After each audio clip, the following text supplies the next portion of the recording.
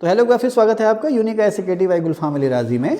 Polity की class है और पॉलिटी में हम लोग फंडामेंटल राइट्स पढ़ रहे हैं। इससे पहले हम लोग इसका एक पार्ट अपलोड कर चुके हैं, अब हम इसके सेकंड पार्ट में आ गए। मैं लिख भी देता हूँ अपनी याददाश्त के लिए, ये इसका जो है अब हम सेकंड पार्ट के लिए जा रहे हैं। अब जो फर्स्ट पार्ट है मैंने उसमें आपको हल्का सा बताया है कि फंडामेंटल राइट्स या मूल अधिकार होते क्या हैं, कैसे इनका जन्म हुआ, क्यों ज़रूरत पड़ी हमें फंडामेंटल राइट्स की। फंडामेंटल राइट्स और जो अदर या सिंपल राइट्स जो हैं, जिन्हें हम लीगल राइट्स या कानूनी अधिकार कहते हैं, उनमें अंतर क्या है, समझ रहे ना। ह्यूमन राइट्स क्या है, इन सब की हमने थोड़ा सा हल्की सी बेसिक डिस्कशन उस पर किया है, खूब सारी चर्चा की है। आप लोग अगर उसको देखेंगे पार्ट 1 को, प्लेलिस्ट में मौजूद है, अगर उस पार्ट 1 को आप लोग देखेंगे तो आपको अच्छा लगेगा, और अगर उसको आप देख लें उसके बाद फिर आगे चलें तो और बेहतर रहेगा, बढ़िया से समझ में आएगा। तो पार्ट 2 में हम लोग हैं। अब यहाँ पर पार्ट 1 में मैंने कहाँ पर ख़त्म किया था, मैंने ख़त्म किया था कि क्या जो फंडामेंटल राइट्स हैं उसका मतलब मिनिमम नीड्स या बेसिक नीड्स हो सकता है, या इसके अलावा भी कुछ और हो सकता है। फंडामेंटल राइट्स जो हैं उनका मतलब केवल बेटे मिनिमम नीड्स नहीं है। मिनिमम नीड्स समझते हो ना, जीवन जीने के लिए कम से कम ज़रूरतें, रोटी कपड़ा और मकान। फिर बात आती है एजुकेशन की। सबसे पहले हमारा क्या भरना चाहिए, पेट, फिर तन ढकने के लिए कपड़ा होना चाहिए, फिर सिर ढकने के लिए छत होनी चाहिए, यही तो बात है ना। उसके बाद फिर जब आ जाती है बात, हम फिर बढ़ने लगते हैं आगे मानव अधिकारों की तरफ को, शिक्षा है ना, एजुकेशन, हेल्थ, इसकी तरफ को हम लोग जाने लगते हैं।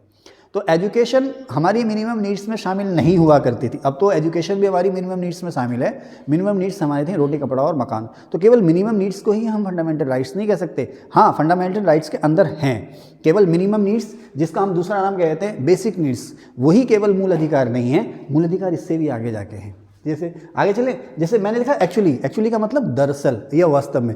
दरअसल मिल गया क्या, ठीक है ना, वहाँ से वादे मिलेंगे, वो नहीं मिलेगा। तो एक्चुअली, दरअसल या वास्तव में, गरिमा एक शब्द आता है ना, गरिमा में, गरिमा एक शब्द आता है, गरिमा। ये अच्छा, ये अपने आप में बड़ा ही जो है कि व्यापक या ब्रॉड कॉन्सेप्ट है गरिमा का। अब मैं आपको यहाँ पर डांटने लगूँ, लेकिन टीचर के दायरे में रह करके डांटूंगा, और डांटूंगा इसमें जिसमें आपकी बेहतरी हो, तब तो ठीक है। लेकिन अगर मैं ज़रूरत से ज़्यादा आपके ऊपर फायर हो जाऊँ तो इसका मतलब मैं आपकी गरिमा को ठेस पहुंचा रहा हूँ, है ना।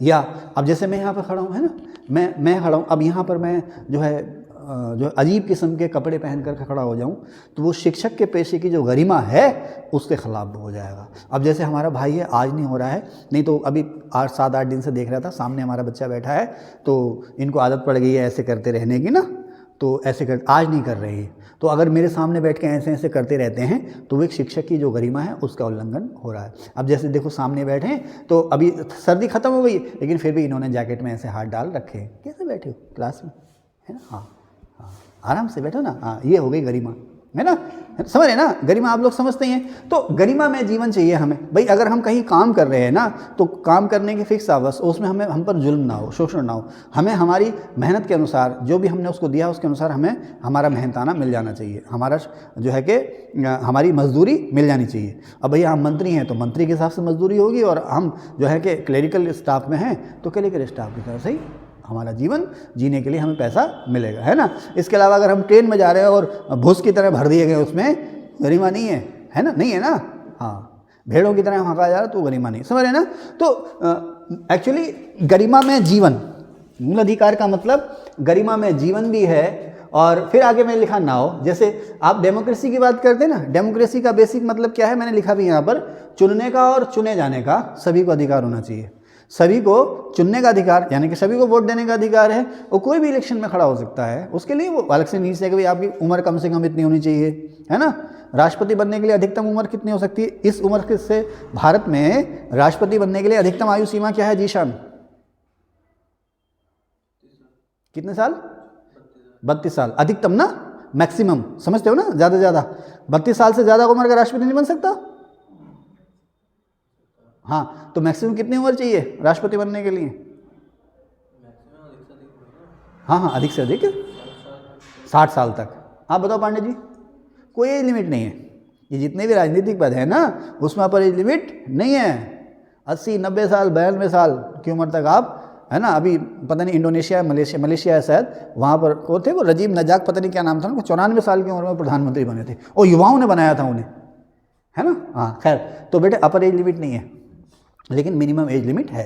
राष्ट्रपति बनने के लिए न्यूनतम उम्र कितनी होनी चाहिए सोनू, राष्ट्रपति बनने के लिए मिनिमम उम्र कितनी होनी चाहिए सोनू, हाँ 35 ईयर्स ना, तो वो अलग चीज़ें हैं, लेकिन सभी को अधिकार है। जो बेसिक जो पैरामीटर्स हैं, कभी भारत के नागरिक हों और आप 35 साल के हों। अच्छा लगे हाथ आपसे और पूछ लें राबिया, दो चीज़ें हैं कि राष्ट्रपति बनने के लिए जो मिनिमम अहर्ताएँ हैं, एलिजिबिलिटी हैं, भारत का नागरिक और कम से कम 35 साल की उम्र। इसके अलावा भी कुछ और योग्यता है क्या? क्या बनने के योग्य हो, वो शर्त है ठीक है ना, वो शर्त है, वो योग्यता नहीं है, वो शर्त है। फिर कुछ निर्बंधन भी है, लाभ के पद पर ना हो, ये ना हो, वो ना हो, ठीक है। चलिए खैर, जब प्रेसिडेंट का हमने यहाँ पर वीडियो बना रखी है, उसमें आप लोग देख लेना है। खैर, तो अब डेमोक्रेसी ये भी मूल अधिकारों के अंदर आती है ना। फिर ह्यूमन राइट्स, अभी पार्ट 1 में इस पर खूब बात हुई ह्यूमन राइट्स में। ह्यूमन राइट्स का मतलब क्या है? इज्जत की ज़िंदगी, है ना, शोषण से मुक्ति, बेहतरी के मौके, सिस्टम के आतंक से मुक्ति, ये सभी चीज़ें किस में आ रही हैं? ह्यूमन राइट्स या मानव अधिकार में आ रही है। मैंने कहा ना सिस्टम समझ रहे ना, सिस्टम का मतलब हमारे सरकार के 3 अंग, जुडिशरी है ना, और क्या है, पार्लियामेंट है, एग्जीक्यूटिव है, और तमाम तरह का प्रशासन तंत्र, ये सब सिस्टम ही तो है। सिस्टम सारी की सारी व्यवस्था जो इस देश को चला रही है। तो हमें सिस्टम के शोषण से मुक्ति मिलनी चाहिए, सिस्टम का आतंक या भय हमारे मन में नहीं होना चाहिए, इज्जत की ज़िंदगी मिलनी चाहिए, हमें शोषण से मुक्ति मिलनी चाहिए, बेहतरी के मौके यानी हमें और बेहतर से बेहतर विकास के मौके हमें मिलने चाहिए। ये सारे के सारे मानव अधिकार में शामिल हैं। फिर मैंने लिखा है एक्चुअली फंडामेंटल राइट्स का महत्व नहीं, फंडामेंटल राइट्स का मतलब क्या हो गया कि न केवल मिनिमम नीड्स, बेसिक नीड्स, बल्कि गरिमा में जीवन हो, है ना, लोकतंत्र हो, वहाँ पर मानव अधिकार हो। ये सारी की सारी चीज़ें जो आती हैं किस में आती हैं?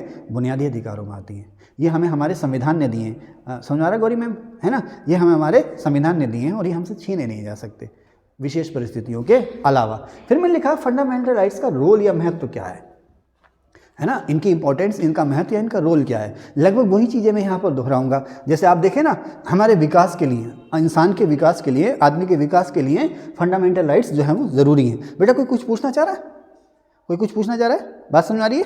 ठीक है, अगर आप भी कुछ पूछना चाह रहे हो तो कमेंट कीजिए, मैं उसका आंसर भी दूंगा आप इंसान के विकास के लिए फंडामेंटल राइट्स ज़रूरी हैं। या देखो उसने कहा ना फंडामेंटल राइट्स का महत्व, चाहे आप इसके लिए ये कह दो कि विकास के लिए ज़रूरी हैं, या ये कह सकते हो मानव विकास को ये बढ़ावा देते हैं। कौन? Fundamental rights. मानव विकास को बढ़ावा देंगे, ह्यूमन राइट्स को बढ़ावा देंगे, आदमी की जो स्वतंत्रता यानी फ्रीडम है उसको भी ये बढ़ावा देंगे। लोकतंत्र का आधार है डेमोक्रेसी, यानी कि लोकतंत्र का ये बेस है ना। अक्सर आता है ना कि भाई लोकतंत्र का आधार क्या है, राजनीति का आधार क्या है, राजनीतिक स्वतंत्रता का आधार क्या है, मानव अधिकार का अधिकार क्या है, आधार क्या है, सबका आधार क्या है? मूल अधिकार, फंडामेंटल राइट्स। ठीक है ना, व्यक्ति को, समाज को, तंत्र को, इसमें क्या है मैंने लिखा है ना, व्यक्ति को, देखो एक बात व्यक्ति को, उसके बाद फिर समाज को, उसका जो सिस्टम है, सिस्टम माने तंत्र, कम्युनिटी यानी कि आसपास जो समुदाय है उसके शोषण से मुक्ति के लिए मूल अधिकार ज़रूरी है। भाई कोई भी दबंग आए और आपको हड़का के चला जाए तो आपका फंडामेंटल राइट्स है ना, आप पुलिस थाना, तहसील, कोर्ट में जा सकते हैं, है ना, न्याय पाने का अधिकार है आपका। तो उसके आतंक से मुक्ति है ना, भाई पुलिस का डर तो है, कानून का जो डर है, नहीं तो कोई भी आए और उठा के चल दे, है ना, आए और तुम्हारा है बड़ा अच्छा मोबाइल है इसके पास, छीनो चल दो, पुलिस का डर तो है ये, है ना। तो इनके आतंक से मुक्ति, इनसे हमें रक्षा चाहिए, ये हमें देते हैं हमारे फंडामेंटल राइट्स। तो इन सब के लिए फंडामेंटल राइट्स जो हैं वो कंपलसरी हैं, ज़रूरी हैं। ओके, अब इंसान की गरिमा, इंसान की प्रतिष्ठा और इंसान में राजनीतिक चेतना के लिए अनिवार्य है। यहाँ पर एक शब्द आया पॉलिटिकल अवेयरनेस, राजनीतिक चेतना, इसका मतलब क्या होगा सवा? पॉलिटिकल अवेयरनेस या राजनीतिक चेतना। तुम्हारे मम्मी पापा ने तुमको जन्म दिया, पढ़ाया लिखाया, क्यों पढ़ा लिखाया? क्योंकि उन्हें पता था कि पढ़ लिख के बच्चा अच्छा नागरिक बनेगा और अच्छा रोजगार भी पा सकता। ये चेतना, यानी उसके बारे में हमें जानकारी होना, राजनीति के बारे में जानकारी होना। राजनीति, एमएलए कौन है, एमपी कौन है, कैसे बनते हैं, वो कौन बनता है, मैं भी बन सकता हूँ, मुझे भी वोट देने का अधिकार है, मैं भी चुन सकता हूँ, मुझे इनको हटाने का अधिकार भी है। ये अवेयरनेस, जागरूकता या चेतना। तो राजनीतिक चेतना के लिए ज़रूरी है। अगर सरकार थोप दे आप पे नियम कानून के, कोई वोट नहीं, कोई इलेक्शन नहीं, छुट्टी है ना भाई। अरे क्यों हाय हाय हाय करते हो, है ना, क्यों? क्योंकि सरकारों को आपसे वोट चाहिए, इसीलिए सरकार आपके पास आती, इसीलिए आपको विरोध का अधिकार दिया गया। फिर क्या था, सरकार की जो निरंकुशता है, ऑटोक्रेसी ना, तानाशाही, उस पर रोक लगाते हैं मूल अधिकार। भाई अब कहीं रैली करना है, आप गए पुलिस थाने में कि भाई हमें यहाँ रैली करनी है, हमें जो है कि रैली करने की परमिशन दे दो। अब जो साहब इंचार्ज हैं स्टेशन, हम तो नहीं देंगे रैली करने की इजाज़त आपको, नहीं दे सकते हैं वो। अगर आपकी रैली करने से कानून व्यवस्था के गड़बड़ाने का खतरा हो, लोगों को परेशानी हो, तो आपको परमिशन नहीं भी दे सकते हैं, लेकिन उसकी एक वजह होनी चाहिए। और आप शांतिपूर्वक तरीके से किसी को बिना परेशान किए रैली करना चाह रहे हैं, इकट्ठा होना चाह रहे हैं, अगर प्रशासन आपको इजाज़त नहीं है, आप कोर्ट में जा सकते हैं, कोर्ट प्रशासन को हड़काएगा। तो ये कोर्ट में जाने का क्या अधिकार है? आपका मूल अधिकार है ना। तो सरकार की तानाशाही से मुक्ति के लिए, प्रशासन की तानाशाही से मुक्ति के लिए, सरकार और प्रशासन की तानाशाही पर रोक के लिए फिर मैंने लिखा है सामाजिक समानता, सोशल इक्वलिटी, यानी कि सामाजिक समानता, रूल ऑफ लॉ, कानून का राज या कानून का शासन लागू करने के लिए, धर्मनिरपेक्षता को लागू करने के लिए, ये सब ज़रूरी हैं या उसकी ये बुनियाद है। देखो मैं फिर से पढ़ देता हूँ कि गरिमा, प्रतिष्ठा, राजनीतिक जागरूकता, राजनीतिक चेतना के लिए अनिवार्य हैं, सरकार की तानाशाही पर रोक लगाने के लिए, सामाजिक समानता के लिए, कानून के राज के लिए, धर्मनिरपेक्षता के लिए ये बुनियाद है। इनके बुनियाद मतलब उसके बिना आप कल्पना नहीं कर सकते, है ना। आप जो है ऐसी बिना बुनियाद खोदे दीवार रख दीजिए, मकान बना दीजिए, जरा से आंधी के झोंके में ढह जाएगा, नहीं रह जाएगा। तो बुनियाद है और इस बुनियाद को हमने मजबूत करना है, ठीक है ना। अच्छा, उसके बाद फिर बात आती है, मैंने यहाँ लिखा है कि अनलिमिटेड नहीं है। हमारा एक बार एक क्वेश्चन आया था, तो उसमें था कथन और कारण वाले सवाल आते हैं ना, रीज़न एसेसन वाले सवाल। तो उसने कहा कि भाई कथन कहा कि मूल अधिकार जो हैं वो असीमित हैं। तो इधर दाएं, हम इनका नाम नहीं ले रहे हैं, बैठे हैं, हाँ मूल अधिकार असीमित हैं। तुम भी यही कह देते, सामान्य बुद्धि यही कहेगी कि मूल अधिकार असीमित हैं, क्योंकि हमने क्या सीखा कि भाई इन्हें कोई छीन नहीं सकता, तो हमने क्या लगा दिया, हाँ असीमित। ना, असीमित नहीं, अनलिमिटेड नहीं है। यहाँ पर अनलिमिटेड का मतलब है लिमिट लगा सकते हो आप, है ना। भाई यहाँ पर आपको पूरी आज़ादी है, लेकिन मैंने क्या लिमिट लगा दी, आप पूरी तरह से आज़ाद हो, लेकिन चलती क्लास में आप फ़ोन रिसीव नहीं करोगे, तो लिमिटेशन होगी नहीं होगी, समझ गए आप। चलती क्लास में फ़ोन रिसीव नहीं करोगे, आपका फ़ोन बजा ना, इसलिए मुझे ध्यान आ गया, है ना। चलती क्लास में आप सोओगे नहीं, तो ये लिमिटेशंस हैं। तो उसी तरह से मूल अधिकार भी अनलिमिटेड नहीं है, असीमित नहीं है, सीमित है, क्योंकि विशेष परिस्थितियों में इनमें रोक लग सकती है, क्योंकि विशेष परिस्थितियों में इनमें रोक लग सकती है। इनका रक्षक कौन है? Supreme court. आज आसिया के चेहरे की स्माइल बता रही है, आसिया को सब समझ में आ रहा है ना, आसिया, है ना। रोजा भी नहीं लग रहा ना, रोजा रखा है, हाँ हाँ भाई मुकेश, देखो देखो चेहरा देखो उनका कितना धमक रहा है, सब समझ में आ रहा। चलो भैया, समझ आ रहा है ना, समझ आ रहा है बेटे, इसीलिए ना, ये कोई और बात, ठीक है, क्वेश्चन पूछूंगा। तो सुप्रीम कोर्ट जो है मूल अधिकारों का रक्षक है ना। संविधान का संरक्षक कौन है? ये क्या हो रहा है ना। संविधान का संरक्षक कौन है? Supreme court. हाँ, सुप्रीम कोर्ट तो है ही है। राष्ट्रपति से भी अपेक्षा की जाएगी वो संविधान और विधि की रक्षा करेगा, है ना, संरक्षा करेगा, ठीक है ना। आगे, तो सुप्रीम कोर्ट मूल अधिकारों का रक्षक है। अच्छा, मूल अधिकार जो हैं जीवन हेतु मौलिक और अनिवार्य है, फंडामेंटल। फिर वही बात मैंने लगा दी कि एक जीवन जीने के लिए मौलिक यानी कि ज़रूरी हैं और कंपलसरी हैं, ठीक है। ये संविधान द्वारा दिए गए मूल अधिकार। किसने हमें दिए? किसने दिए हमें? संविधान ने दिए। अच्छा, मूल अधिकार किसका परिणाम है? मूल अधिकार किसका परिणाम है? नागरिकों के अधिकारों का परिणाम है ना। मूल अधिकार किसका परिणाम है? नागरिकों के अधिकारों का परिणाम है ना।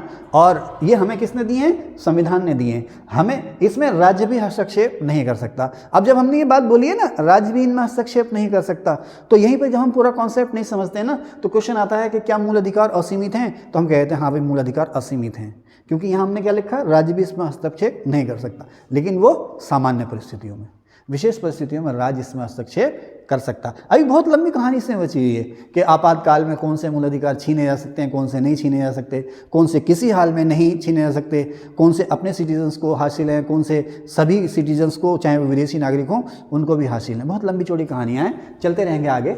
फिर आता है अब, हालांकि ये बातें मैं जो पार्ट 1 है उसमें मैं कर चुका हूँ, या मुझे उस पार्ट 1 में करनी चाहिए थी, लेकिन मैंने नहीं की। ये बातें जो आप मेरे सामने देख रहे हो ना, इन बातों को अभी जब मैंने सारा आपको समझाया मूल अधिकार, फंडामेंटल राइट्स, अब आपके दिमाग में एक पिक्चर या इमेज बन गई कि फंडामेंटल राइट्स होते क्यों हैं, क्यों ज़रूरी हैं, है ना। अब मैं आपको बताऊंगा इनका ओरिजिन माने इनका जन्म कहाँ से होना शुरू हुआ। इसमें बात करूंगा अशोक की भी, है ना, और उसके बाद जो कुषाण, गुप्त हैं, अकबर हैं, उनकी भी बात मैं करूँगा अपने नेक्स्ट पार्ट में। इस पार्ट में इतना ही। अगर आपको अच्छा लगा हो तो प्लीज़ वीडियो को लाइक भी कीजिएगा, शेयर भी कीजिएगा, सब्सक्राइब भी कीजिएगा। Thank you.